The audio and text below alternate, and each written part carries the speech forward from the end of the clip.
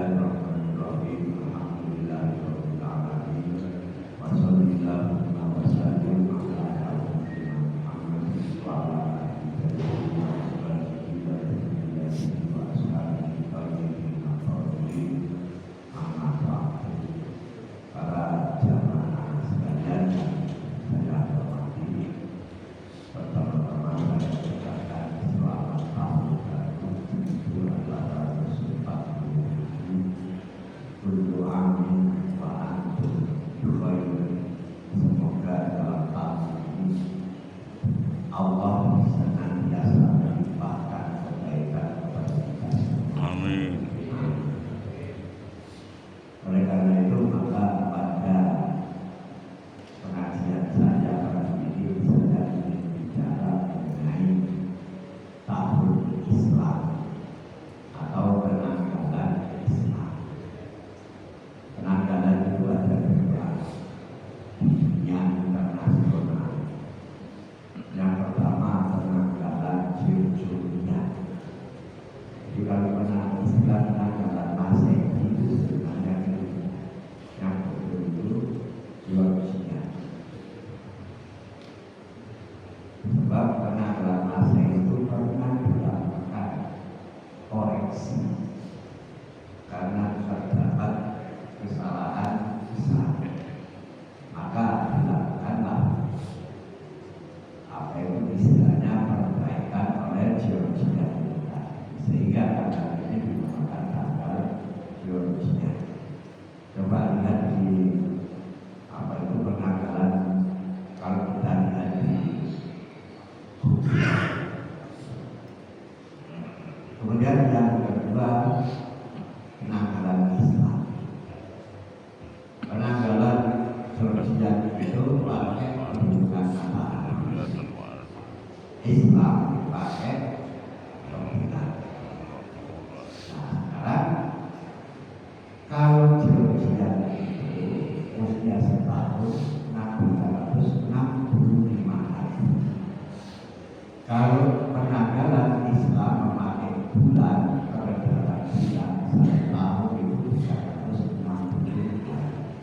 Berarti pada setiap 11 tahun ada penambahan 1 tahun. Dan Quran juga mengakui penanggalan Masehi ini. Coba kita lihat di dalam surat Al-Kahfi.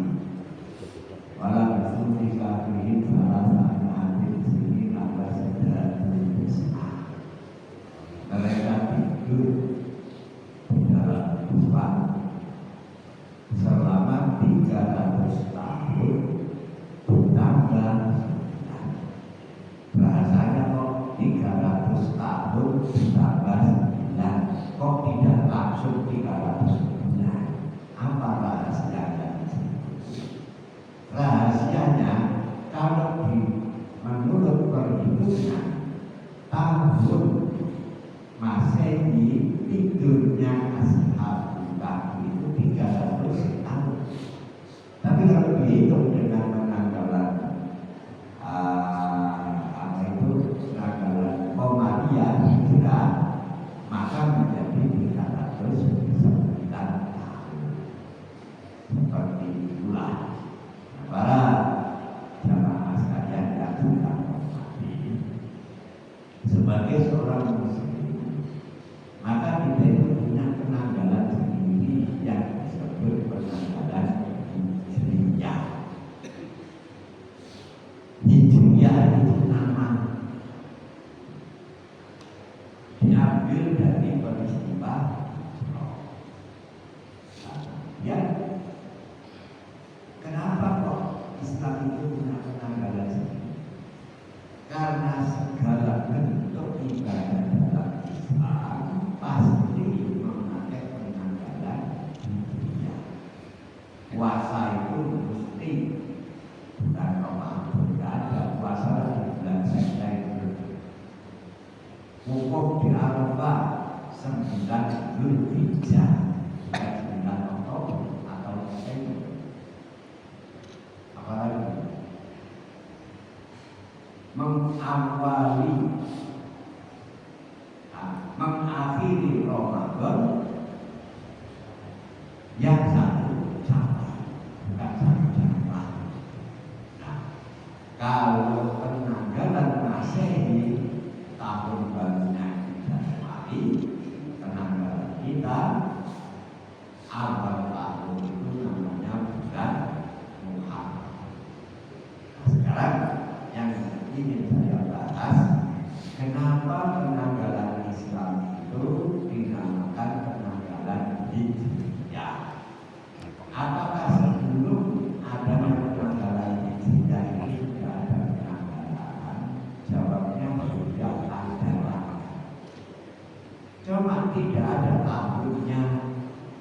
Contoh, zaman Nabi Muhammad SAW lahir itu terjadi pada hari Senin 12 Rabiul Awal tahun berapa? Jangan. Kok kebetulan pada waktu itu ada peristiwa gajah, maka disebut tahun gajah. Jadi hari dan tanggal sudah ada, cuma tahunnya tidak ada. Pada suatu hari Umar bin Khattab mengundang gubernur yang ada di sana untuk datang ke Madinah pada bulan, lupa saya, pada bulan Muharram. Si gubernur ini bingung, ini Muharram kapan? Apa tahun depan ini? Apa tahunnya lagi? Disitulah Umar bin Khattab tidak.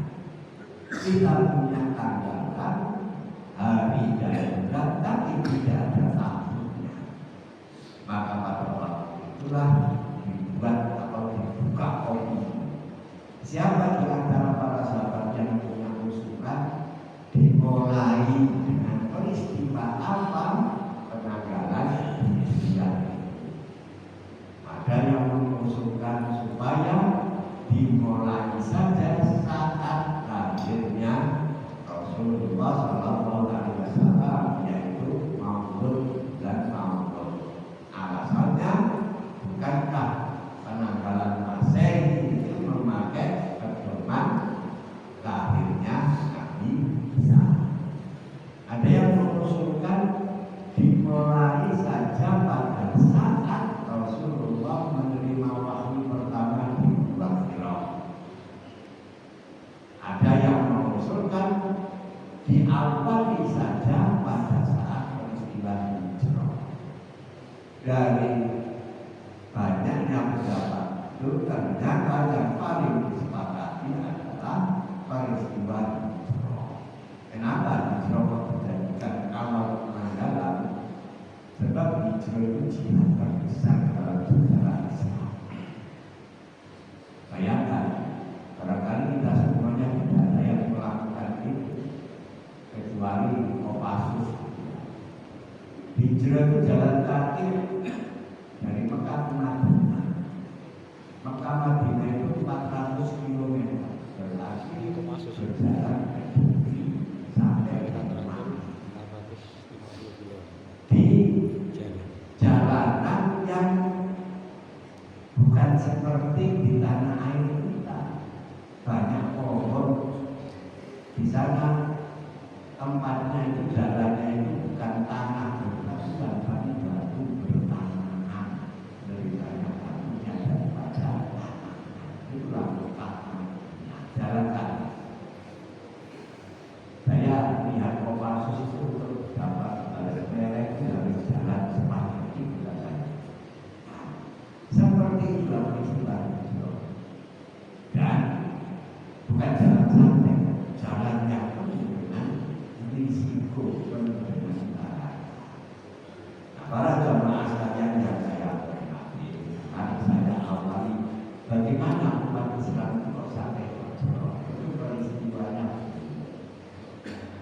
berdakwah di kota Mekah sampai 11 tahun. Tidak banyak mengikut, justru banyak menentangnya. Bahkan yang menjadi korban itu para sahabat Nabi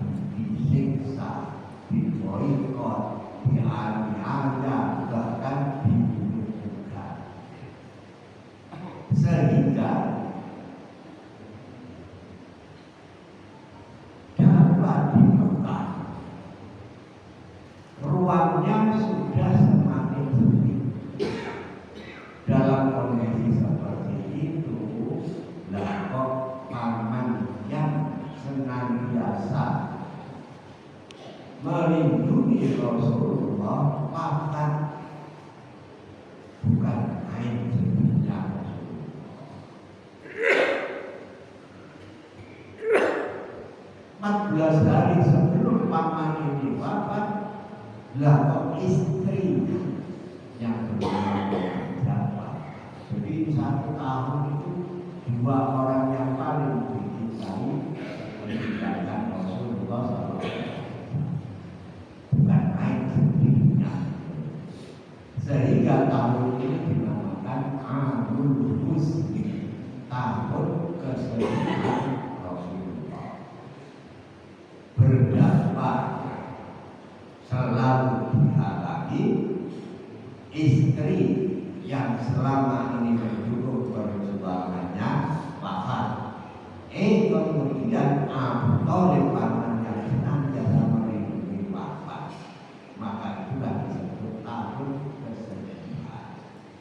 Di saat sedih itulah Allah Subhanahu wa Ta'ala menghibur Rasulullah Sallallahu Alaihi Wasallam dengan pemberian mukjizat, yaitu Isra dan Mi'raj. Wah, setelah Isra dan Mi'raj ini Rasulullah itu tidak semakin kendor dalam berdakwah, semakin kencang. Kenapa? Karena pada peristiwa Isra dan Mi'raj itu Rasulullah Sallallahu Alaihi Wasallam melihat sendiri balasan Allah terhadap orang-orang yang tidak beriman. Neraka itu diperlihatkan kepada Rasulullah.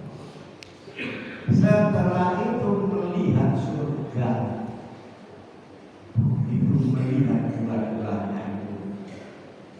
Janji Allah itu bukan sebuah bohong dan subuhan. Rasulullah ditanya bagaimana surga. Ternyata tidak ada kata-kata yang bisa untuk menjelaskan surga itu bagaimana. Beliau cuma mengatakan fiha ma la ainun ra'at wa la udhunun sami'at wa la khatara fi qalbi bashar. Apa yang ada di surga itu tidak pernah terlihat mata, tidak pernah terdengar oleh telinga, dan tidak pernah terlintas pada imajinasi manusia. Tidak bisa digambarkan dengan kata-kata. Lo kan udah bisa digambarkan dengan kata-kata, berarti itu khayalan. Saya tanya kepada para jamaah, kami ada yang bisa menjawab pertanyaan saya potong untuk saya jawab. Coba jelaskan warna putih kepada orang buta sehingga orang buta itu paham kalau putih itu warna seperti baju yang saya pakai. Apa ada kata-kata untuk menjelaskan warna putih? Jelaskan warna merah kepada orang buta sehingga si buta itu paham bahwa merah itu seperti bendera kita. Tidak ada kata-kata. Kita hanya melihat tapi tidak bisa menjelaskan. Itu baru sesuatu yang ada di depan kita. Lah surga itu tentu saja lebih dari semuanya. Nah, para jamaah sekalian yang saya hormati, oleh karena ruang dakwah di Mekah sudah nyaris tidak ada, maka beliau pergi ke Taif. Barangkali orang-orang Taif mau menyambut Islam. Ternyata begitu sampai di Taif disambut dengan lemparan batu, lemparan kotoran, sehingga kepala dan wajah Rasulullah berlumuran darah. maka beliau sembunyi di kebun anggur milik Uqbah dan Utaibah. Pada saat itulah malaikat Jibril marah. Ya Rasulullah, mintalah kepada Allah agar diizinkan aku mengangkat bukit Tauhid ini untuk saya lempar kepada orang-orang yang durhaka. Apa jawab Rasulullah? Ternyata jawab Rasulullah malah mendoakan mereka, Allahumma birofi fa innahum la ya'lamun. Ya Allah, berilah petunjuk kepada kamu karena mereka tidak mengetahui. Disakiti seperti itu, dipermalukan sebesar itu, tapi tidak ada dendam pada diri beliau, dan justru memohonkan kepada Allah agar mereka diberi petunjuk karena tidak mengerti. Itulah jiwa besar Nabi Muhammad Shallallahu Alaihi Wasallam. Pulang dengan tangan hampa. Maka pada saat itulah tidak ada pilihan lain kecuali harus pindah. Memindahkan orang sebanyak itu tidak mudah. Seperti di negeri kita itu memindahkan orang untuk transmigrasi apa mudah. Satu orang dikasih lahan kan itu kan. Nah itu orang banyak. Berapa sih orang yang ikut hijrah Rasulullah itu? Kurang lebih menurut catatan sejarah 150 orang berjalan 400 km. Kalau tidak dipersiapkan dengan matang, apa yang akan terjadi? Nah, para jamaah sekalian yang saya hormati, oleh karena itu maka ada baiat. Baiat itu artinya sumpah setia. Tahun ke-12 kenabian Rasulullah, orang-orang Madinah itu datang ke Mekah, jumlahnya 12 orang. Loh, kok sudah ada haji? Haji itu sejak Nabi Ibrahim. Jadi 12 orang datang ke Mekah untuk menunaikan ibadah haji. Di situ dijumpai Rasulullah Shallallahu Alaihi Wasallam, diberi dakwah, akhirnya masuk Islam dan mereka melakukan janji setia. Janji setia itu bahasa Arabnya baiat. Maka baiat dinamakan baiatul aqobah. Yang pertama terjadi pada tahun ke-12 mereka berjanji setia kepada Rasulullah dan akan melindungi Rasulullah ketika nanti kalau pindah ke Madinah. Tahun ke-13 kenabian Rasulullah datang lagi 73 orang laki-laki, 2 perempuan dari Madinah ke Mekah. Mereka sudah Islam. Kenapa sudah Islam? Karena ketika terjadi baiatul aqobah yang pertama, Rasulullah mengutus sahabat untuk mengajar Islam ke Madinah. Maka datanglah 75 orang Islam dari Madinah untuk menunaikan ibadah haji Mekah, dan di situ terjadi baiatul aqobah yang kedua. Jadi janji setianya. Maka sudah ada dalam modal bagi Rasulullah nanti kalau sampai di Madinah dalam istilah hijrah tidak ada lagi kendala.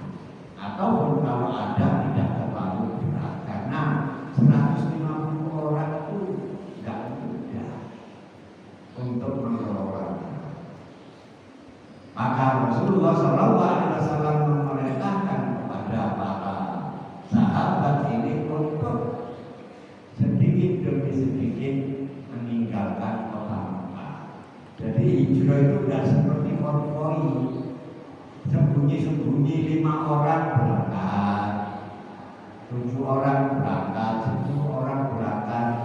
Lama-lama orang udah sedikit kontek, gitu kan. Sembunyi-sembunyi mereka pergi ke Madinah. Begitu habis, maka kagetlah Abu Jahal melakukan rapat darurat kayak Netanyahu itu aja rebut rapat darurat. Abu Jahal melakukan rapat darurat, ini harus diselesaikan. Apa cara penyelesaiannya? Membunuh Rasulullah. Persoalan yang timbul di sana sejak dulu ada hukum untuk balas. Siapa yang membunuh? Maka solusinya bagaimana supaya hukum untuk balas ini tidak bisa dilaksanakan? Banyak kabilah dikumpulkan, masing-masing satu alat wujud dari setiap kabilah, dan semuanya harus menghujamkan pedangnya kepada Rasulullah, sehingga tidak mungkin akan terjadi hukum untuk balas. Karena apa? Yang membunuh masing-masing kabilah tempat. Itulah yang dibicarakan oleh Abu Jahal. Akhirnya disetujui. Suatu malam Rasulullah SAW pergi ke rumah Abu Bakar, Imam Ali disuruh tidur di tempat tidur Rasulullah dan memakai selimut yang biasa dipakai oleh Rasulullah. Selimut itu ada nama Burda Akbar, selimut hijau.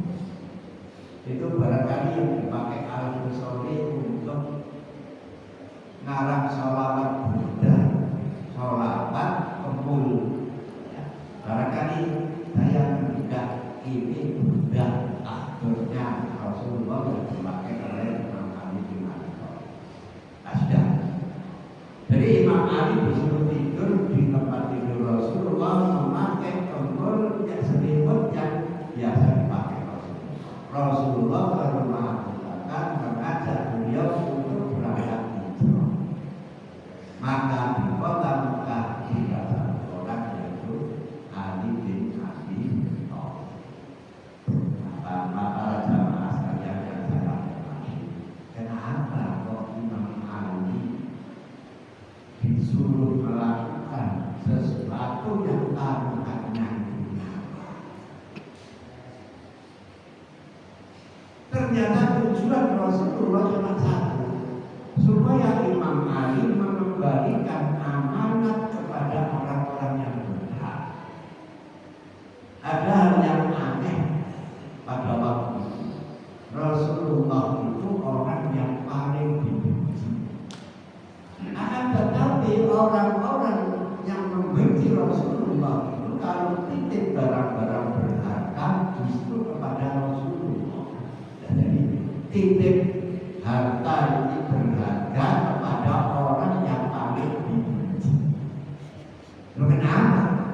Karena orang yang paling dibenci itu amanat, tidak pernah bohong, tidak pernah dusta, jujurnya akhir-akhir. Ini kan sebenarnya tidak ilmiah, ya. Benci tapi dipercaya. Kenapa dipercaya? Orang itu tidak pernah bohong. Apakah dia mengajarkan Islam itu bohong? Tidak. Mereka mengaku itu benar. Ya cuma tradisi mereka tidak begitu, tidak jalan ditentang saja persoalannya. Jadi orang yang paling dibenci justru dimiliki barang-barang berharga.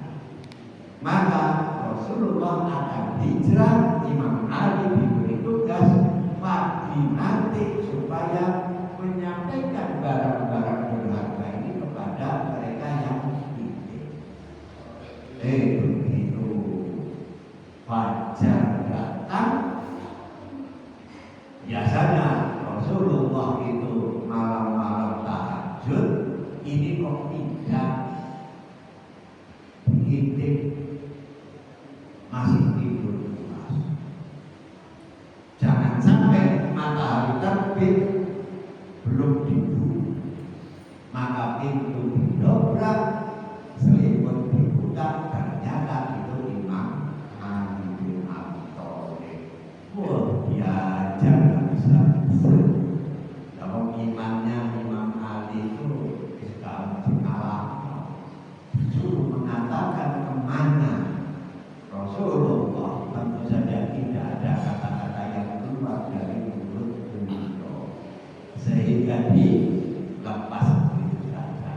amanat disampaikan.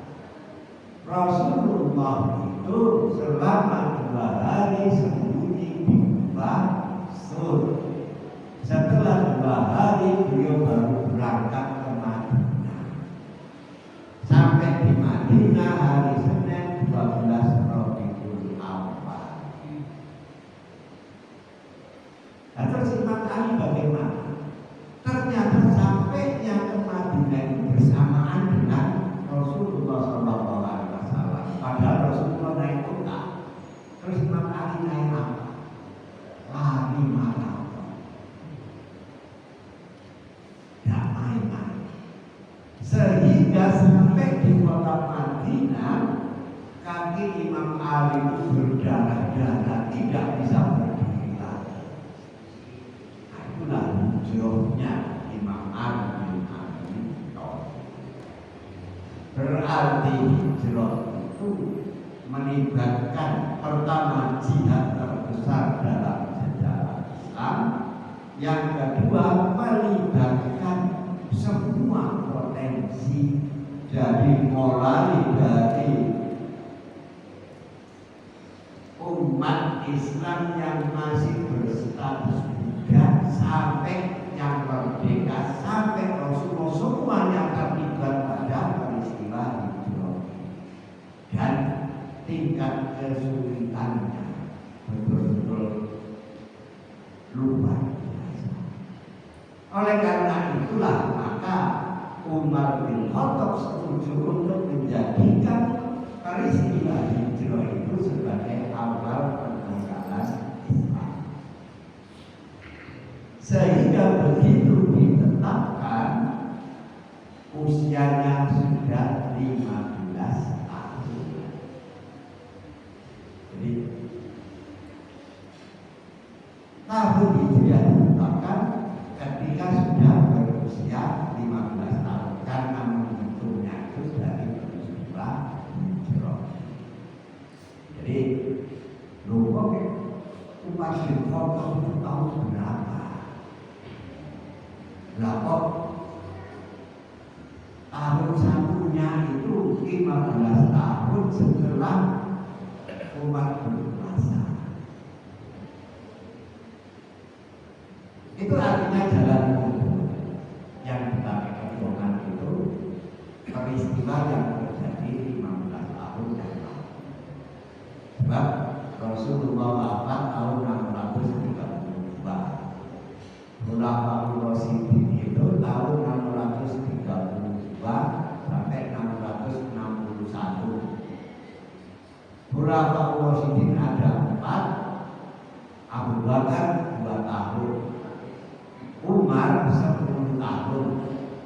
2 tahun setelah Umar menjadi khalifah, disitulah ditetapkannya peristiwa hijrah. Berarti sekitar 15 tahun. Nah, para jamaah sekalian yang saya hormati,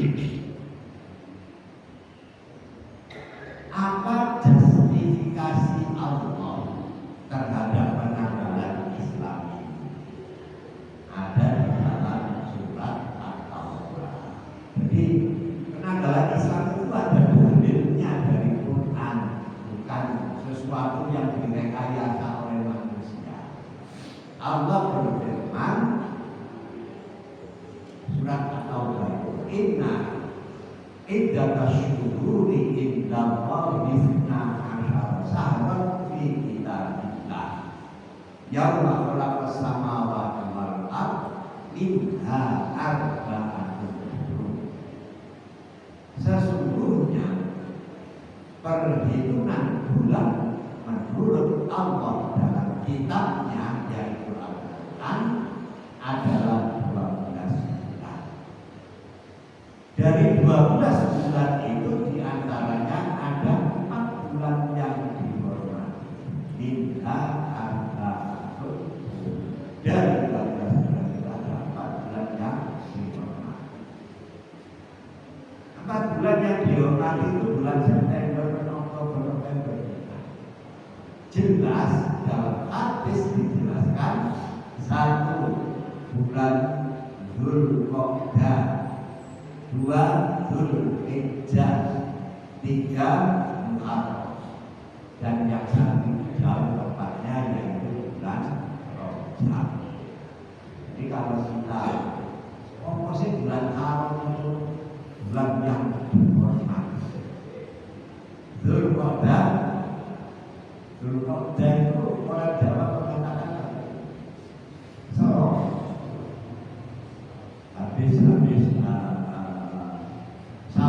habis sabar itu ya. Dzulqa'dah, Dzulhijjah, Dzulhijjah itu besar, Muharram itu Suro. Lalu ada nama-nama itu dari mana? Ini penanggalan yang diciptakan oleh Sultan Agung Mataram Islam.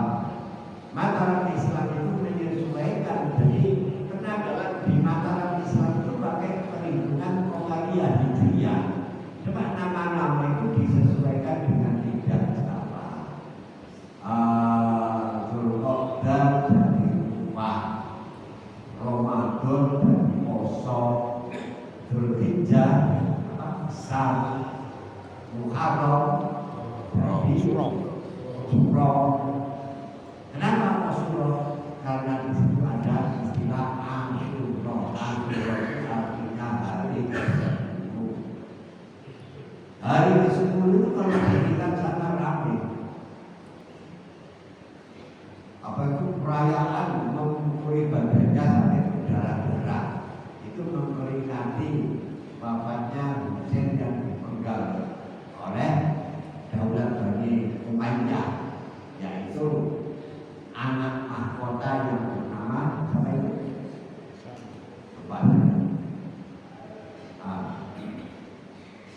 Di Indonesia, di kerajaan Islam Mataram Islam juga itu ada pawai seperti itu.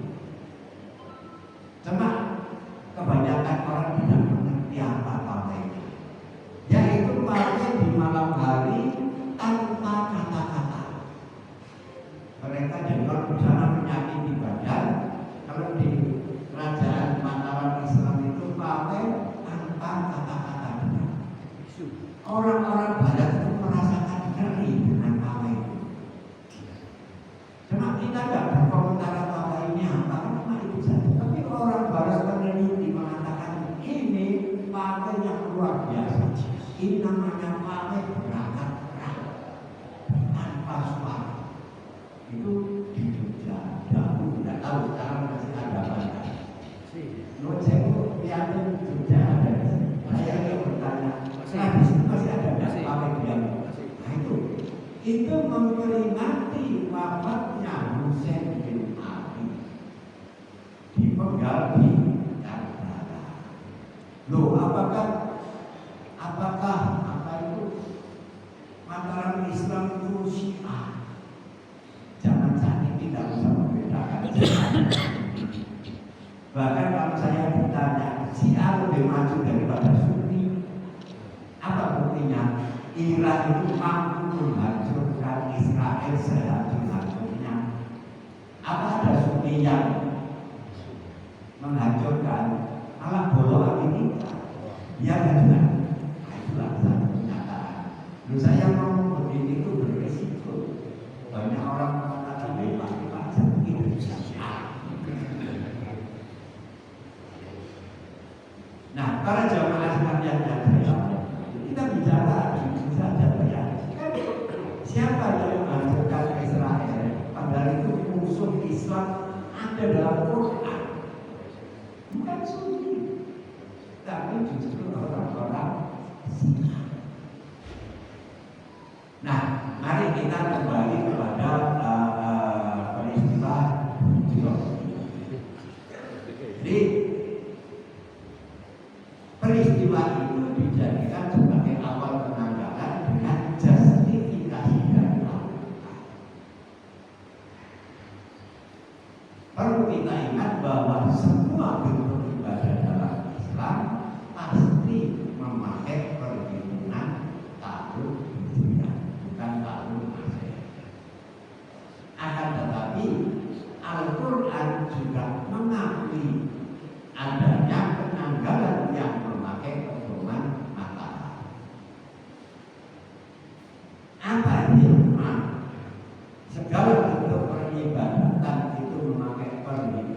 kaum Romaria atau memakai peredaran bulan, disitulah ada bentuk rahmatan.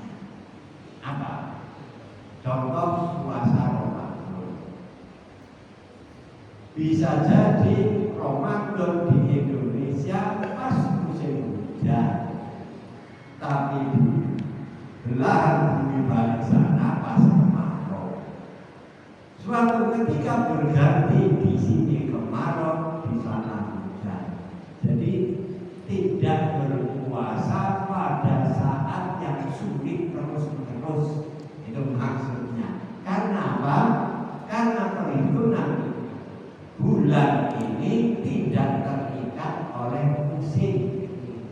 Sementara perhitungan pakai matahari juga sangat bergantung kepada musim. Contoh, kemarau itu mulainya dari apa? April sampai September. Musim hujan mulainya dari Oktober sampai Maret. Ini kalau pakai perhitungan matahari. Cuma sayangnya ini selalu terjadi kekacauan musimnya. Jadi obat kiamat atau waktunya. Masa kecil saya dulu itu sudah merupakan perhitungan kemarau April sampai September. Nanti musim hujan itu Oktober sampai Maret. Sekarang sudah bulan Juli ya. Juli mestinya panas-panas sih. Kemarau di Juli belum cukup panas. Terserah sehingga biasanya kita nggak usah bingung. Nah, itulah penanggalan yang terjadi. Terus ada lagi penanggalan itu Jawa murni itu ada. Abudi. Apa itu? Hijriyah, Sultan Agung, Suro Safar, itu mulut itu Sultan Agung. Ya, konversi Islam ke Jawa Islam. Tuh. Yang ketiga ini hari cuma 5 yang kita kenal dengan istilah pasaran, pon bagi kliwon, pain pon bagi kliwon, lebih pain bagi kliwon, ya. Itu satu seminggunya 5. Itu jangan dilecehkan.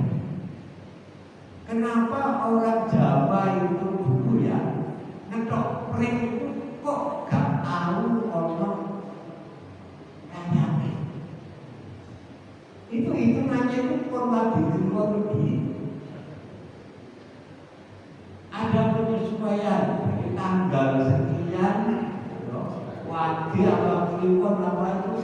Kalau motor bambu, saat masih tidak bakal rakyat, itu terjadi. Jadi bukan mistik, itu memang perhitungan dari pengalaman.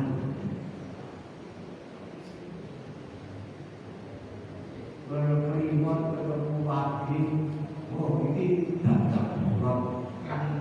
Naik kawin, saya berarti. Nah kalau seperti itu, yo jadi bercontoh. Sebab persoalan nasib itu urusannya Gusti Allah. Lalu saya berani mendobrak itu. Saya waktu nikah dulu ya juga pakai dukun.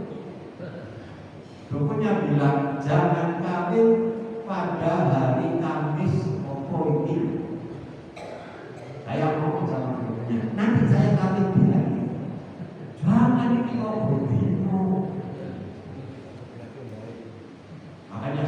milik kawin pas Probolinggo. Sampai saat ini usia perkawinan saya sudah 51 tahun, misalnya saya pada bulan ini Probolinggo. Nah, itu sudah lebih bersifat ramalan. Kalau sudah ramal-ramal itu mulai masuk ke wilayah yang bukan wilayah kita. Itu wilayahnya Allah yang Maha Mengatur. Nah, para jamaah sekalian yang saya hormati, berikutnya apa sih arah pembicaraan? Mari kita pakai penanggalan Islam ini, karena penanggalan ini ya memang penanggalan Islam ya, dan kita orang Islam. Di samping kita juga memakai penanggalan Masehi. Saya dulu kan juga pernah jadi juragan. Kalau ada surat minta tanda tangan saya lihat tahu penanggalan hijriahnya apa. Kalau tidak ada saya kembalikan tanggal Islam. Bahkan saya kalau terus membuat keputusan pengadilan pasti ada tanggal hijriah. Kalau tidak saya tidak mau datang. Alasan saya orang Islam punya tanggal.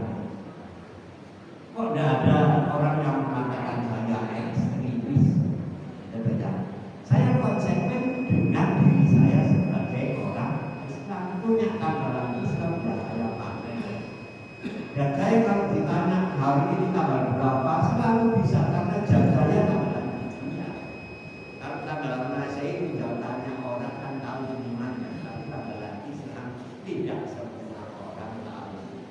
Nah sekarang ada KB kan gampang cari tahu hijriah. Sekarang tanggal berapa?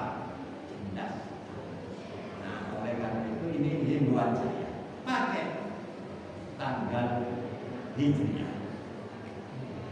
Dan juga kita sama-sama memakai penanggalan Masehi karena itu sudah bersifat internasional. Kemudian lagi ada semangat dari peristiwa hijrah itu yang tidak boleh kendor pada diri. Apa? Kesungguhan di dalam beragama. Sebab kalau kita beragama tanpa kesungguhan itu namanya berolok-olok atau main-main. Allah mengancam. Anta pula nafsiyya wasqata ala ma qarratu fi jambillahi wa kuntum minas akhirin. Supaya jangan ada di antara kamu nanti begitu melihat siksa baru berkata, wahai alangkah celakanya aku, karena selama ini aku menyanyiakan kewajiban dan aku setengah hati terhadap kamu. Coba kita bayangkan seandainya hijrah itu dilakukan setengah hati, apa sampai kematian di tengah jalan sudah mati, tapi karena bersungguh maka sampai di kota Madinah selamat. 150 orang tanpa korban, kan tidak ada ceritanya. Dari 150 orang itu ada yang mati di tengah jalan karena semangat mereka. Semangat inilah yang harus kita warisi sampai kapan. Waktu juga habis. Para jamaah sekalian yang saya hormati, saya kira adanya kan mudah-mudahan Allah memberi usia panjang yang berkah sehingga kita semuanya bisa memperbaiki diri di tahun baru ini. Kita pun dan sepanjang tahun ini Allah senantiasa memberikan kebaikan kepada kita. Alhamdulillah. Al-Fatihah.